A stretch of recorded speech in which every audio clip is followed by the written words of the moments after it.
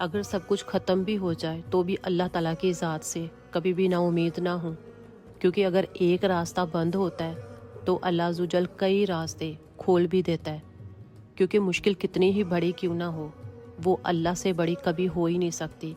سمجھ نہ آئے، کچھ بھی سمجھ نہ آ رہی ہو تو نماز پڑھ لو، کیونکہ دلوں کا سکون نماز میں ہے۔ نماز بے چینی کو دور کرتی ہے اور انسان کے دل کا سکون نماز میں ہے۔ اللہ تعالیٰ نے نماز سکون کے لیے عطا فرمائی ہے، یہاں تک کہ کوئی گناہ بھی ہو جائے تو بھی 2 رکعت نفل پڑھ کر توبہ و استغفار کریں۔ کوئی نعمت حاصل ہو، کوئی خوشی حاصل ہو تو سجدہ شکر کریں۔ آپ کسی الجھن کا شکار ہو جائیں تو 2 رکعت نماز استخارہ پڑھیں۔